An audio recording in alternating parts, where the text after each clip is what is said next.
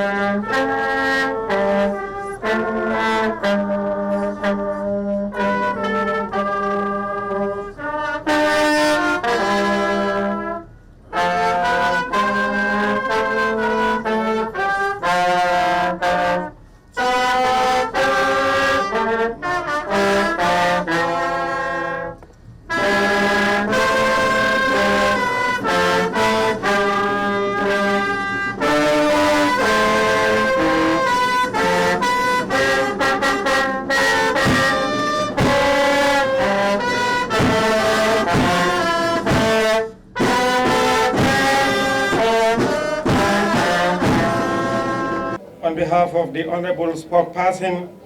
we welcome the Secretary General and Party Leader of the National People's Party to the second Congress of the National People's Party, of course, non-elective Congress. On that note, I also want to recognize Your Excellency on your behalf, representative from the Independent Electoral Commission, here seated on my left, led by the regional chair and team. We have Jarra, we have Faraba, and Nancy Kujabi. Your Excellency, The Honorable Spokesperson definite introduction be why we coming on to the roll call. In that, it will serve as an official introduction and also confirmation that all delegates are present in here for this non-elective Congress. On that note, Honorable Cabinet Ministers, Honorable Governors,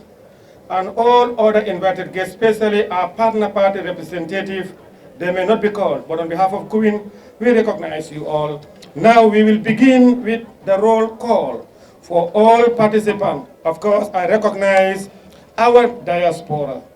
those who are here and those that are unable to make it here. They have journeyed with us together over the last 8 years. We recognize all our partner parties,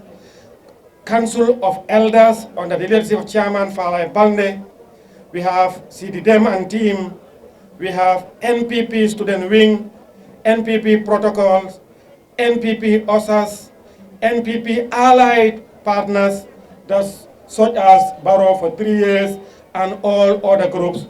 All our regional constituency, ward, sub-ward, village committees, and all membership of the National People's Party, from Koina to Katong, and of course those in the diaspora, and our imams, our religious leaders, both Christians and Muslims, who continue to pray for the success and progress and peace of our Secretary General and Party leader, and of our party and of country. Now we will go straight to the roll call. The Secretary General and Party leader, His Excellency President Adama Barrow, is present. Of course, we have the Vice President of the Republic of the Gambia, Honorable Mohamed P.S. Jallow. We have Dr. Demba Sabali, First Deputy National President, Honorable Suku Singate, Second Deputy National President, is also present. I'm not sure if I call your name, you should stand up and then so that people see you to know that you are present, because it's a roll call. I apologize. I'm not sure if, all right. We have First Deputy National President, Demba Sabali, Honorable Suku Singate, Second Deputy National President, Administrative Secretary Sidi Serif Sise, Deputy Admin Secretary Sekuba, Campaign Manager Lamin Cham, Deputy Campaign Manager Bakari Sane, he's out of the country, Secretary Finance Lamin Seidi, Deputy Secretary Finance Malik Njai, National Treasurer Honorable Musa Drame, our Deputy National Treasurer died some time ago. May Allah subhanahu wa ta'ala continue to grant him peace in heaven. Lamin Boj, Secretary Legal Affairs, Haruna Fraj, Deputy Secretary Legal Affairs, Honorable Maimuna Sise Dabo, Secretary Diaspora Affairs, Lamin Jawara, Deputy Secretary Diasporas, Honorable Lamin Kuwin Jame, Spokesman, CDS Kenjai, Deputy Spokesman. Of course, our Secretary Strategy, Research and Development is on another assignment, therefore that position is vacant. Deputy Secretary Strategy, Research and Development, Mr. Samba Cham. Secretary Media and Communication, Suleiman Kamara. Our Deputy Secretary Media, Research and Communication is on another assignment now. We'll call him later. Secretary Fundraising and Resource Mobilization, Haji Baniko Sisoho. Deputy Secretary Fundraising and Resource Mobilization. There's a typo error, not Abdullah Sise, Momodou Bojang. National Organizing Secretary, Dudu Sano. Deputy National Organizing Secretary, Honorable Abdullah Sise. Deputy Majority Leader, are you here? Okay, he's behind there. Auditor Fatou Sise. Deputy Auditor Fatou Drame, she's out of the country. National Women Mobilizer Ajaratu Maimuna Asan Jallo. Deputy National Women Mobilizer Mama Koma, Secretary National Women Wing Musudrame, National Youth Coordinator Keba Madi Bojang, Deputy National Youth Coordinator Lamin K. Seidi Lamin Jr., Secretary National Youth Wing Honorable Keba Lang Fofana, National Female Youth Coordinator Honorable Fatou K. Jarra, Deputy National Female Youth Coordinator Ramatulai Ba, Special Advisor Political Affairs and National Executive Member, the Honorable Sekumbalo Delegate, Special Advisor National Assembly Matters, National Executive Member and Delegate Tamsir An, Special Advisor Youth Matters, National Executive Member and Delegate Musa Jeng, he is not present. Honorable Minister Ibrahim Asila, Executive Member Delegate. Honorable Minister Rohi John Manjan,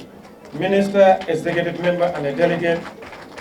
Mr. Saibo Tunkara, Executive Member Cocktail,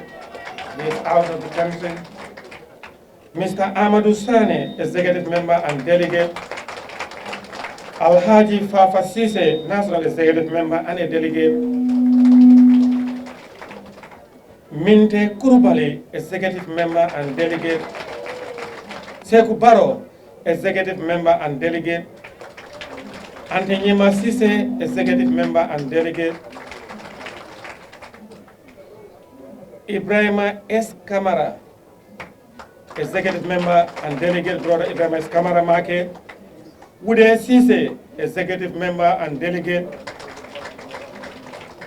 Uncle Kramo Jarra, may Allah be pleased with him and ease his soul while in Jannah. Honorable Mas Aksigai, Executive Member and Delegate. Yalla Bahna, Uncle Undanyang, Executive Member and Delegate. Lamin Jata, Executive Member and Delegate. Now, the regional chairman, Kuma Orek, and your delegate, the delegate from that region, Yao and the regional chairman, Dingen Jo. Your Excellency, all our National Assembly members who are not delegate, and they are delegate, also executive members and delegate, they are all here. I remember His Excellency, they are all members of the executive. I'm the chairman of all the local government council chairman. Can you stand up for His Excellency and the delegate and all of you? We have all our elected and lady councillors. Can you stand up? Chairman, Council of Elders. Now, all the cabinet ministers that have not called, please rise so that we can give you a round of applause.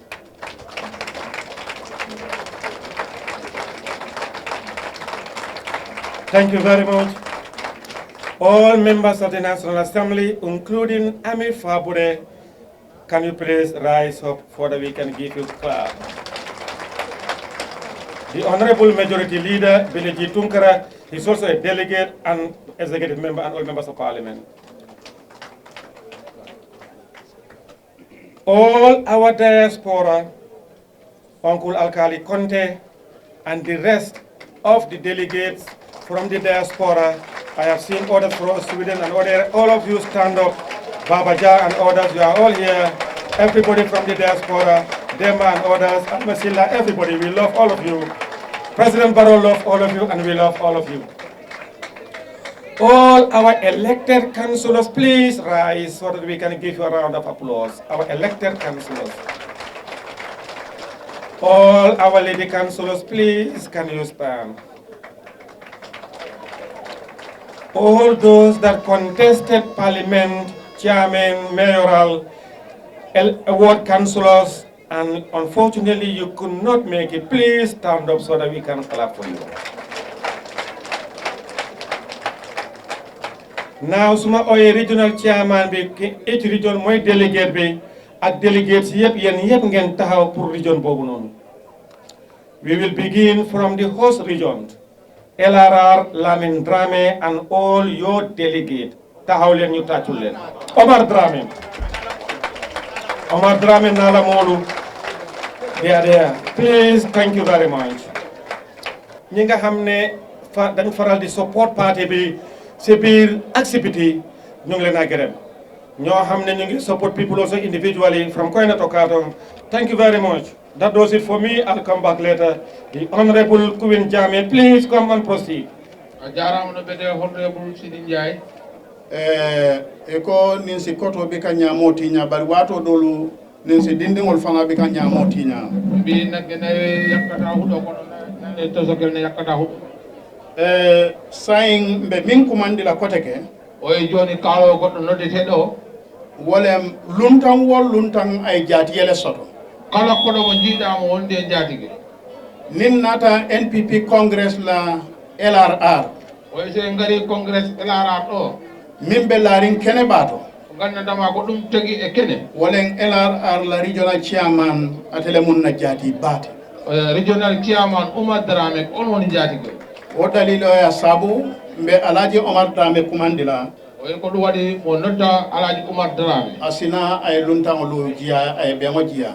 Na advisor le president la advisor lu. Oy advisor ji president o. Honorable Mamadou Sabali min kedam fa barindingote. Honorable Mamadou Sabali. Aning advisor kote ngol be. Oy ngana dama be foko advisor. Ibe silo moliyeje. Wono ko ngummo no daro do himbe be jiyo. Ha mimbe executive committee o min mandara je wal silo advisors. Executive o ngana dama ala hen on fo advisor ji ngummo no daro do himbe be jiyo. Yo baraka bake. Ay on jarama no. So Alaji Omar. Alaji Omar. Bismillah. أعوذ بالله من الشيطان الرجيم بسم الله الرحمن الرحيم. ko elaran ko te jambang Alaji Omar Drame o yi mo tamina mbolongo fof be na alfa ba ko na na exercise president Adam Baroti o yi mo salmina kelefa leydi ndi mbiyete do Alaji Amadou Baro ba so son fala mi jamba ko na maka Mr Dialloti o yi bay president o Mr Diallo annana salmine na keba min gina dembo bay fos timba fana kontona ana molbe o yi modo makko dembo bay fos makko no mo salmina ane mi mada be fof kada ta damu be woni nin ko sabu makko ji o meeting do hande dembo sabali minister o yi demba sabal ministre so kusingade ngebe kondom o yi on salmina mo non fof ni mbota woto o yi so don yawti regional governor mi jamin gina silla min batin ba kontona o yi regional governor sid honorable Silamin Ba ana salmine ana deputy Modou Camara makko e deputy makko Modou Camara regional committee member jam o yi regional committee gondidi do ngamu mo be kondom o yi onon fof o salminama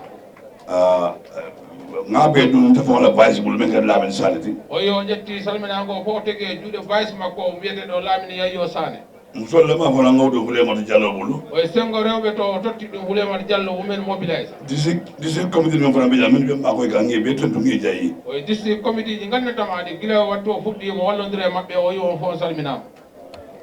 ni mo do ko rege o yi so don yawti nandiya mo bita damen to o yi haala makko gaado abortodo wala mo MPP patriote o yi dum woni MPP party o al bismillah be jara suma bo sato ko jam o yi won wiya bismillah nder elara jara sare jara Soma e do banko kanjam e nder leydi elara mari be nyum fana duwala o yi mo duwa wonde nam national congress of fego feng o yi national congress alma ale na duwa jabi o yi Allah jamlu duwaji di congress na be kany banko nganya fo MPP o yi kala congress mbattedo MPP do e do ajiya elara jippina hoɓɓe ɓe fof o mun na duwati bake o yi ko duwa makko mawɗo noon menu nata jam o yi garɓe ɓe ɗo kabinin advance team o o yi guilandema advice team kana fo me bimen do den ha hande ɗo gonɗone ɗo al halom be jam o yi wonde ko woni ko ɗo hande mo be ajele enen fof e jima ɗum ndol man sila la dula ko ni jiar ko la hande jippin ko koɗɗo minen men o hulani ɗum hande elara ndenda wala le elara men gowi ɗum oto kamala me kontane o ko la bak o yi sengo ɗon mo wetti ɗon ay ke continue ko de ɗum wawa wonde hunde ganduɗa koko continta ko tanke o yi so ɗon ne yawti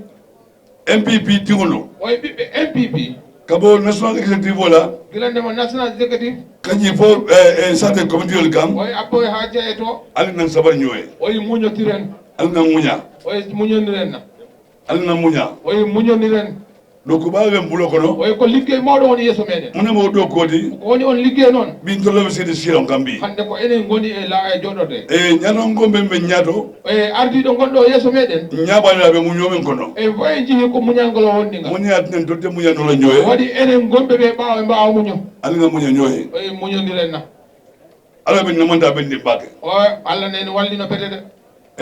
ni yela tejo samunam o sa addi kettam mada dam e ko ba futole kala ye biya wada e lacciri mada di yeba go bi yaka ye anokki ledi badda hen ita ke jo min non wallahi dan ketta wata o do ali nga sabari o den o yo munyenna e bibi ko nga munya nyoy o munyon sabo e dia mo man dia bake o hala welano beten to mondo aske no nyina to dolla o wodi be wayi jidde mais mon na banko député woldi o woni de ledi député bi député na no nyime be nga ale ka dia jang o député jina di ngana dama ani council be mbulo ko jang kansuloji di mbal konto na bage wadi wadi alfa mbe mbele wattu ko ono ni ngena momena o kala mo yejiti alu ko hada madi ya konto le ngoto do o nganda no nganda ko kala naklo mo be kanne hakkille makko ne ndal jono la o yo waaw yok al jobe alal bulu o ko Allah o jogi alma ala al jo Allah yobon ngina mun nakko modi o ko dum woni hala ma ala barka ba jarama no beto ma yo baraka bake regional chairman jarama no beto regional chairman Alhaji Omar Drame ila duwam be duwalale ala samuta wala si murnan jang congress dola duwa ma do minene men duwoto pour congress goddo men baw artoyde do yo bari ka beke jang Alhaji Omar ngalon jarankol fonte wo fola minen me bi non de jaranabe bi wattu fof congrès wonde do yo ngeten tubake ngejay kuma kangol bete ata ba o yetti ma jarnama hala ma ka wedi no ate kola o so don yawti NPP national president Lesotho MPP na jogi national president min keta honorable Dembo by force bojanti on woni honorable Dembo by force so wala be nanan o ko on arta joni thank you be nyintandila banko mo la ku o mo no holla bi beledi ndi wonde na adama la tommo ka ke banko la president oye adama pour subo wona president leydi di yo saba man na traje oye podondiral alano hen damun dinne findita je oye ko haala seeɗa rek puntuno hen e koye ma long ɓe mbi wonde ɓe ganda o mo woni ɓe lola ñim banko kan oye kala darotoɗo e ndi leydi ɗo ite banko mo be lonna banko mo be te lonna a wawa andude ɓiɓɓe leydi ndi fof yimɓe ɓiɓɓe leydi ndi fof wadama andu ala vice president oye vice président makko mba kontonna oye momo salmina doku la balo oye ko likkotoɗo mawɗo mba kontonna mba jayila oye momo yetta momo jarna bawo anande kada secretary general tele saabu feerino wonnode secrétaire général state house mba kontonna bete oye momo salmina no pete gambiyan kolu ɓiɓɓe gambiya ɓe mbadi jayila mbadi tentola oye mon yetta mon jarna santo fele karo oyi lewru ñande daro darine daroto jamabu ka je jolet ñande hewɓe yewatade yiide jo sabore ka teje oye poɗodiral wonata hen seeɗa santo felo oye ñande fof lewru ndu santo fele karo oye lewru fof ñande folo ndu ɗaɓɓoɗen jo sabore bijet oye ɗone ko poɗodira woni ɗon ɗon ka fof ko ɗum taɗo woɓɓe ne wiya ko hanki dari ɗon ka fof bi taɗo goɓɓe ne wiya ko hande ndu dari ɗon bayi ɓaɗa karo oye lewru ndu gandetama baytata na sañi na talle rumsoɗo oye so heeɓi balɗe 15 mubu ka fof moye karo fel hay goto waɗa wiide lewru ndu nani adama na loketan toon ɓuuri woni adama daragol makko ngol ko noon woni santo felewa karo oye ñande folo law ɗaɓɓuy ko lewru ndu e ko aman karan ɓe mbi wonde ne o janggani kaka aka luwasoleke ɓe mbi wonde ne ko luwasiji o wonde keɗa luwaso kaye oye yimɓeɓe mbaɗa yimɓeɓe waɗata keɗa ko ɗaɗi ala ka luwaso oye o yimɓeɓe tottaw galleji ɗo wono wosake woni banque présidenti ba on ne wawi wonde président leydi ndi na aɓe banque sabara ñaadile hono on wawata naɓɓite leydi ndi mum feerele babulage banque saba min feere honde o jogui pour wawa nabde leydi ndi e ñinanta alala keero ɓe jejidi o hottirode allah makama o makama oye kala makama jiiɗa ala hemare damin kamɓe kawsudole laaɗude ko allah tagiri wa ko beele heɓa ɗum nde sammuɗo ñika sanno ko oye makko mo wawi ƴettude junggo waɗa dow mammadou oye o hersani banque o molo mammadou nde oye fana ɓiɓɓe leydi ɓe ne hersinani o ala mammadou ndi oye o hersinani o de mammadou oye o hersani ne meta politique o kono oye o ɓoyi e politique saabu sañi tan nanni felñinam oye hande duuɓi 40 o ko bari haɗa ba ɗum ka tenten oye subagol tagaɗo fana mon ko waɗat oye makko no horaki ɗum yin adam barum be seri bala jantay oye hestalenti président baro adam jooɗiɗo takka makko ala ma ko ro kan oye dow ballal allah ndene ma jakko sa musa oy makko e ma janko samusa ndola bulo muta oy ko mabbe nangi jungo makko na bondi fere ko fere to oy ko be gitti o nder fere fof ngata di banko mo e kolli o be leydi ndi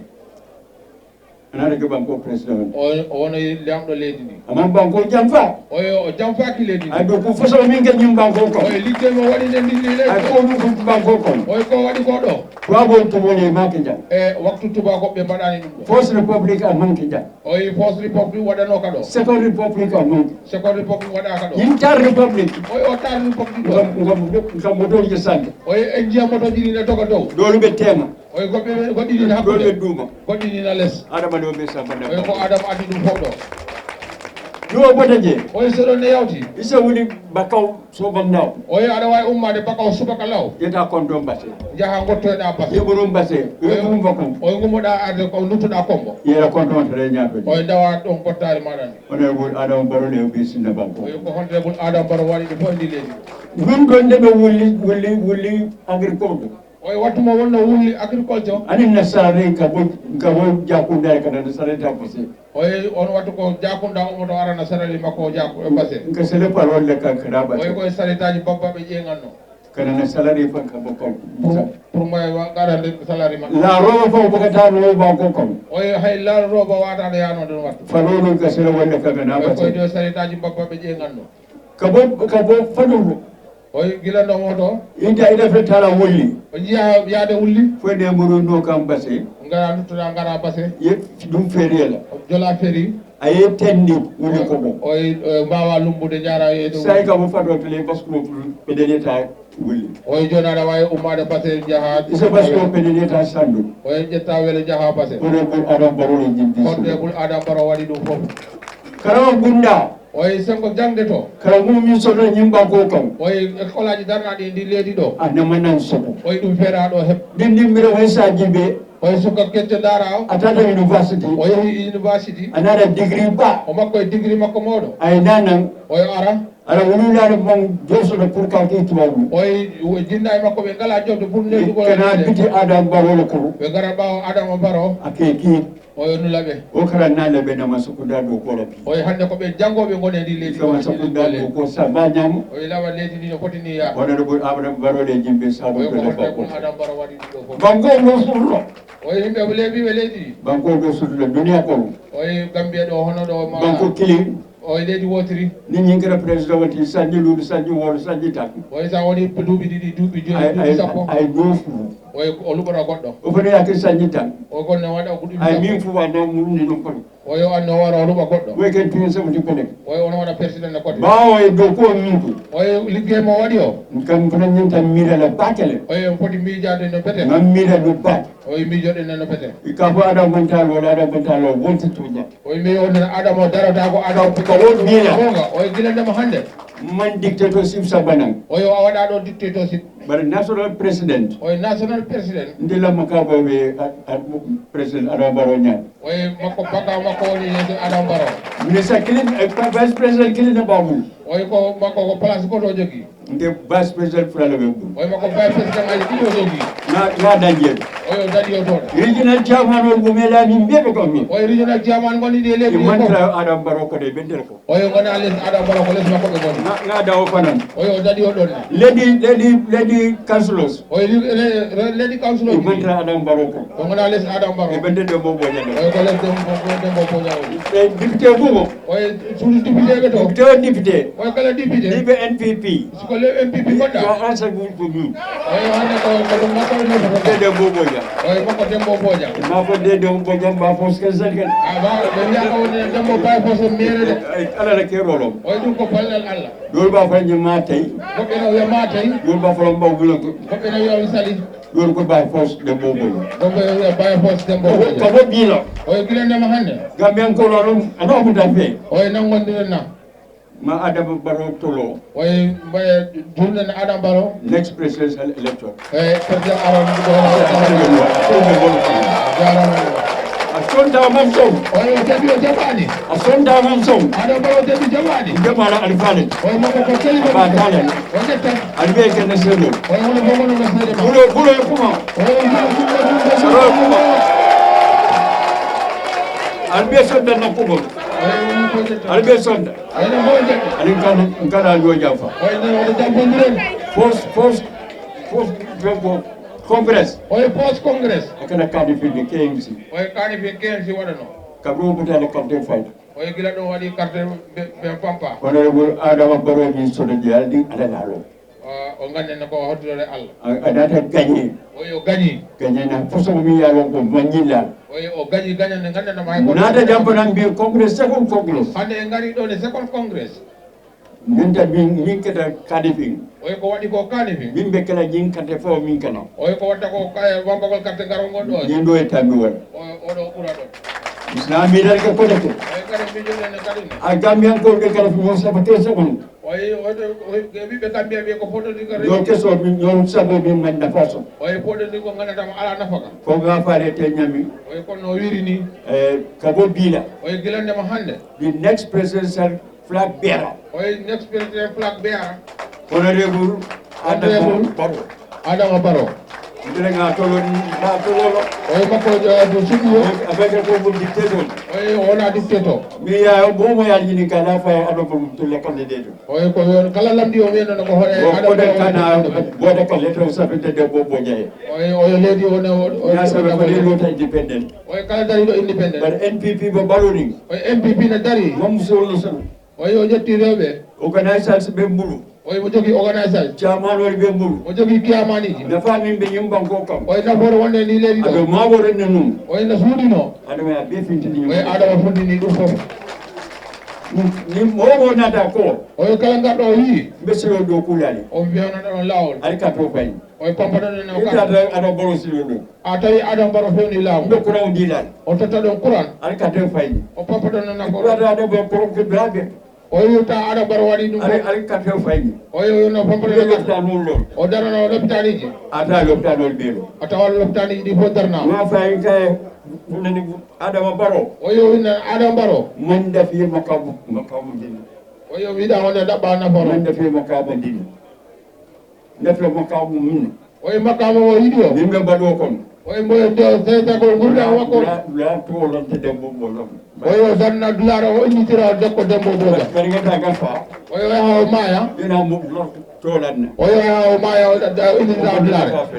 dum o yida dum ngai ndefenga legacy wada legacy ndefenga legacy bamba ni nyimbako yido wadde legacy mojo e del ni ledi do linga fa ka fa yete legacy so do wonde ala hebi legacy bara mom bang rubani na le ka do fa ji so fa ga nyena so bambani o garde goddo la legacy kum fa ta ko legacy ko don haadi mbali jayila mon yetta mbali tentula mo jarna adama baro ala banyata ba ko ala ba ko ba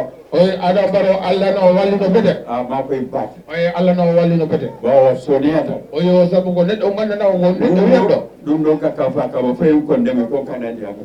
goddi di o lo wadi o haabe bi o haal hengal ngai du kala fura place wala loko fura ro adam luga place mo da ko jotte didi ko be ragle la juba ragla kulle de ho mi ledi do kay te den kan moy la bola hay ko da de yenna ta ke ke jep kan moy la bola hay ko da wada ma halde ko moy minna so ka mo nabi te la man ka sabala bla nenno ko fa ka sabala bla bale ta ba ka bali jay yetti on jarni won gas president next president nde jay la beten ba president mo yetta mo jarna ba ko man ko itele nyumban ko sabu na la ko kumpama de ikere secretary general ti jalli awni no secretary general andum president ada baro mo council la adam baro ko latinto do no pete ni aji be ko abu min to amalo kala ko jiida wonde na wonde tinani kay mbemba adam mbemba adama ka fu bol ko ma ku ko adam ni goto fo mimi ni adam baro ka fe ma ku ko adama du ma ni no takado adama to ko to wolle adama na ko to inni mbemba adama ma ko adama du wayni no takado amma ta ko adam du o wani wonde man ni ko takado ay be ke click o wadi en fofu de wotel welti ala baraka jarama jayla balte jarama